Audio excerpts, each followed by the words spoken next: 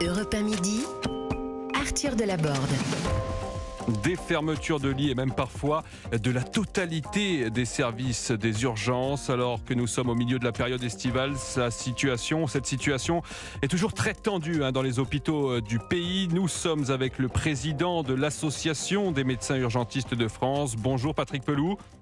Bonjour. Et j'imagine que vous nous confirmez la grande difficulté pour accueillir tous les patients cet été. Comment ça s'explique? À cause du manque de personnel, de l'affluence touristique aussi peut-être?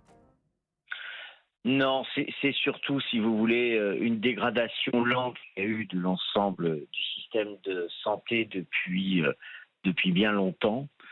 Et depuis l'année dernière, on assiste à quelque chose de nouveau, c'est la fermeture des services des urgences, qui est contradictoire avec la loi. C'est contradictoire avec la loi de 2013 disant que tout citoyen doit être à 30 minutes d'une structure d'urgence H24.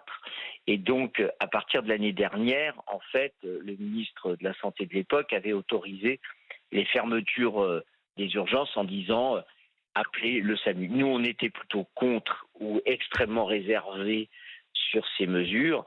Et en fait, ça ne sert pas à grand-chose, parce que quand vous fermez une structure d'urgence, en fait, tout se décale sur l'autre structure d'urgence qui va rester ouverte. Les sapeurs-pompiers qui faisaient par exemple 20 km pour aller dans un service d'urgence qui est fermé, ils vont faire 60 km.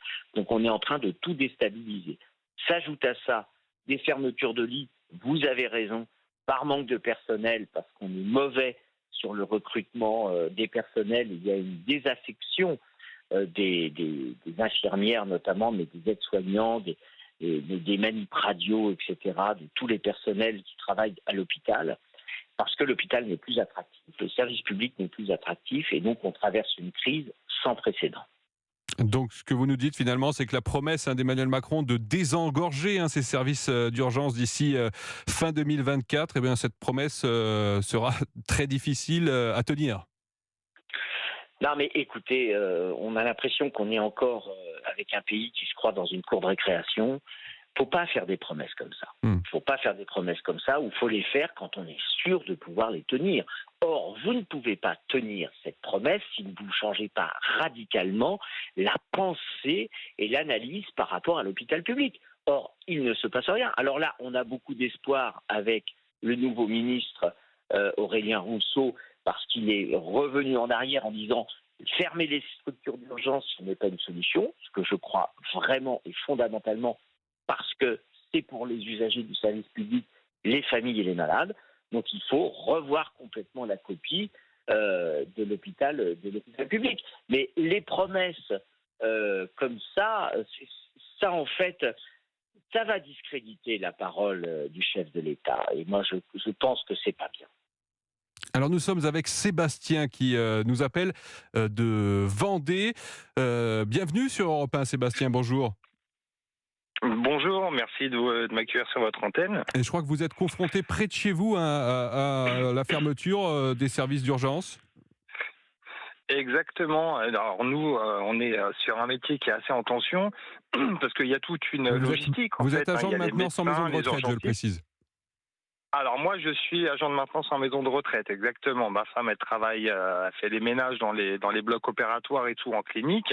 Là où il manque cruellement de personnel, les urgences, elles ferment très très souvent, ce qui fait qu'on est obligé de se rabattre sur un autre hôpital. Il suffit que les deux y ferment, on est obligé d'aller au plus loin à La Roche-sur-Yon, donc ça fait encore loin.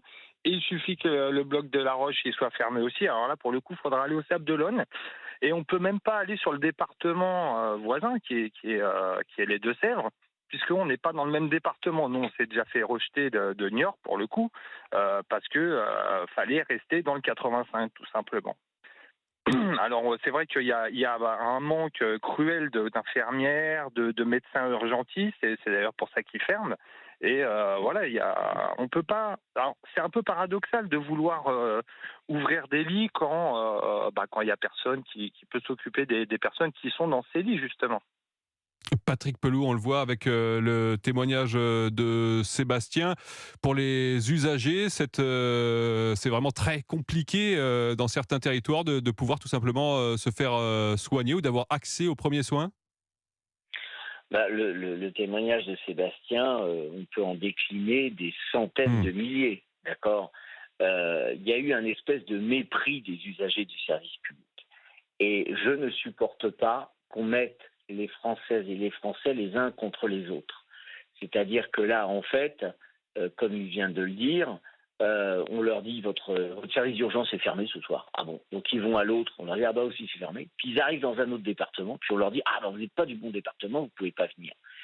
Mais quand vous allez avoir un drame, ce qui est déjà arrivé, avec une personne qui meurt ou un enfant qui meurt parce qu'il n'aura pas été pris en charge, vous ferez la une de tous les journaux en disant c'est catastrophique. Il ne faudra pas dire que vous n'avez pas été prévenu. C'est-à-dire qu'en fait, tout le monde doit savoir que l'état actuel, du rôle régalien de l'État, c'est un rôle de sécurité avant toute chose, pour tout un chacun.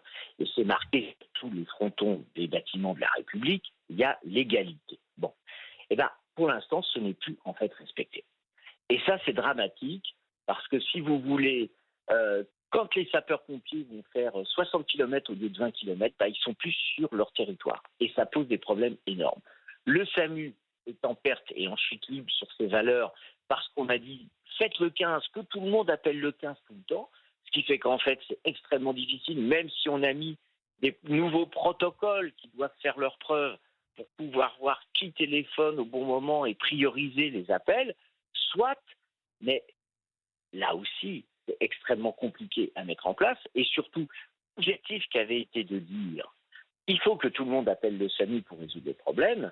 Ça va faire baisser les urgences. Écoutez, cet élément de langage qu'on entend depuis 2019, ça n'a absolument pas fait baisser la fréquentation des urgences. Et Patrick Pelloux, qu'est-ce qu'il faut faire, selon vous, pour améliorer cette situation? Le président a annoncé un plan pour l'hôpital. Vous n'êtes pas convaincu, j'imagine? Mes chers amis, les plans pour l'hôpital, on en a un tous les 2 ans depuis 20 ans. D'accord? Bon. Et ça ne sert généralement pas à grand-chose. Il va falloir à un moment changer complètement notre vision, changer l'axe. Par exemple, se poser la question pourquoi vous avez 15% des étudiants en médecine qui arrêtent leurs études avant la fin? Pourquoi, dans certaines écoles d'infirmières, ça va de 25 à 30% des infirmières qui arrêtent leurs études en co-formation? Voilà des questions intéressantes. Voilà des questions qui doivent remettre en cause la façon qu'on a de former les jeunes, de les encadrer. On a mis un concours, contrairement à ce qui a été dit, il y a toujours un concours d'entrée en médecine qui est de plus en plus difficile, qui est absolument horrible pour les étudiants. On n'y comprend plus rien, d'accord? Et ce qui fait que les jeunes Français, pour se former à la médecine, ils vont dans des pays étrangers. Non, mais on marche franchement sur la tête, d'accord? Donc, la première des mesures à prendre, c'est d'être accueillant. Et la politique de ressources humaines pour les hôpitaux. Si vous ne l'avez pas, vous ne l'aurez pas. Deuxièmement, il faut un rattrapage salarial, c'est évident. Les infirmières ont un pouvoir d'achat aujourd'hui qui est inférieur au pouvoir d'achat des infirmières des hôpitaux de 1981. Ce sont les chiffres de la CGT. C'est quand même assez incroyable, voyez-vous. Patrick Pelloux, on a Philippe qui nous appelle d'Angers. Philippe, bonjour, bienvenue sur Europe 1. Écoutez, bienvenue à tous. Vous êtes ancien professionnel de santé. Ces difficultés à l'hôpital, est-ce que vous aussi, dans votre carrière, vous y avez été confronté? Écoutez, oui, les problèmes n'étaient pas tout à fait les mêmes, mais aujourd'hui, écoutez, moi j'ai entendu Patrick Pelloux, moi j'ai pas grand-chose à rajouter à ce qu'il a dit. Moi je suis d'accord avec lui, les questions qu'il pose sont les bonnes, donc moi là-dessus, que dire d'autre? D'autant plus que je suis pas dans le... En plus, moi je suis retraité, donc je suis un petit peu à l'écart de tout ça, mais oui, donc je pense que voilà, je sais pas trop. Le principal problème, c'est le manque de personnel, de médecins, d'infirmiers? Oui, ça, le constat, tout le monde le fait, donc il n'y a pas de problème. Mais maintenant, c'est les solutions qu'il faut mettre en œuvre, et puis répondre aux bonnes questions. Patrick Pelloux, voilà, j'ai entendu, il n'y a pas, c'est lui, il pose des bonnes questions. Ouais. Un dernier mot peut-être, Patrick Pelloux? Il y a un dernier, les études, le cursus des étudiants en médecine, moi je suis complètement d'accord, donc il y a sûrement des choses à revoir, etc. On a fait une espèce de vinaigre, donc, et puis en plus, donc il y a 2 tiers des étudiants, entre la moitié et 2 tiers des étudiants qui sortent diplômés, qui sont en fait des étudiantes, dont la moitié dit ouvertement que ça ne travaillera jamais. Elles ont, avec tous les alibis et toutes les bonnes raisons qu'il y a à la clé. Bon, Merci beaucoup Philippe. Un dernier mot peut-être Patrick Pelloux sur la question des études dans le domaine de la santé. En un mot, si vous voulez, je pense qu'elles sont totalement inadaptées et qu'on n'a pas assez... je pense que si vous voulez, pour faire très court, les doyens des facultés de médecine ont un pouvoir plus important que les ministres et ils peuvent bloquer tout un système. Et tant qu'ils n'auront pas une contradiction ou un mode de sélection des doyens par des systèmes démocratiques beaucoup plus ouverts, en fait, vous ne répondrez pas aux attentes de la population. Voilà, c'est aussi simple que ça. Merci beaucoup Patrick Pelloux, président de l'Association des médecins urgentistes de France. Vous restez avec nous, vous nous appelez aussi pour participer à nos discussions au 01 80 20 39 21 dans un instant. Nous parlerons du no-show, ce phénomène qui consiste à ne pas honorer les réservations que vous faites au restaurant ou dans les hôtels. À tout de suite.